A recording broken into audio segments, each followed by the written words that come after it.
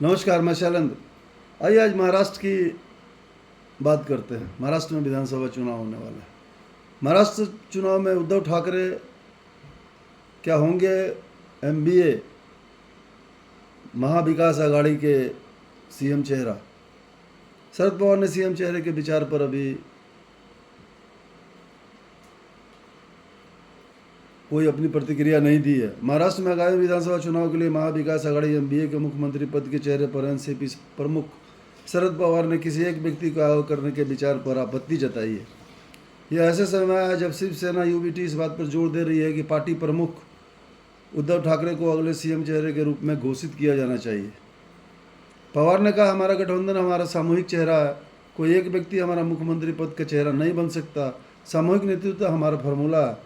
उन्होंने आगे कहा कि हमारे तीनों गठबंधन सहयोगी इस संबंध में निर्णय लेंगे।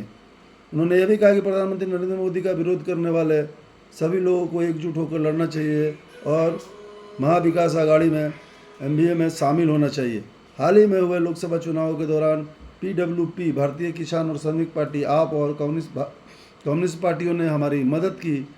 हालांकि हम एमबीए के 3 भागीदार हैं, लेकिन हमें इन सभी दलों को शामिल करना चाहिए। मोदी का विरोध करने वाले सभी लोगों को एमबीए का हिस्सा बनना चाहिए। मुख्यमंत्री पद के चेहरे के बारे में जो भी निर्णय लेना होगा वह चर्चा के माध्यम से और सभी को विश्वास में लेने के बाद लिया जाएगा। सीएम का चेहरा होना जरूरी, संजय राउत ने कहा। शिवसेना के प्रवक्ता कहिए या उद्धव ठाकरे के बाद दूसरे नंबर का नेता कहिए, संजय राउत ने कहा सीएम का चेहरा होना जरूरी।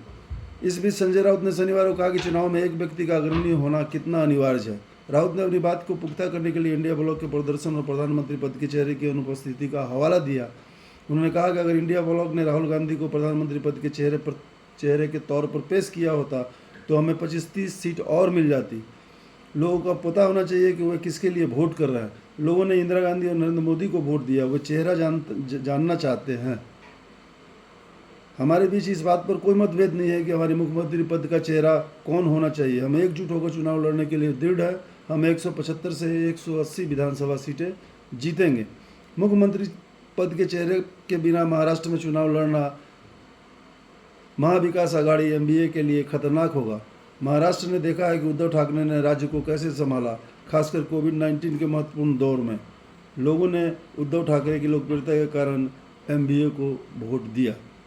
एक चेहरा विहीन गठबंधन चुनाव जीतने में हमारी मदद नहीं करेगा। एक तरफ संजय राउत का भी कहना ठीक है, एक तरफ शरद पवार का भी कहना ठीक है, और संजय राउत भी कोई गलत नहीं कह रहा है और शरद पवार भी कोई गलत नहीं कह रहा है। न इन लोगों में कोई मतभेद है। ये एक वैचारिक इन लोगों की बातें हो रही है। देखिए अब आगे क्या होता है। धन्यवाद।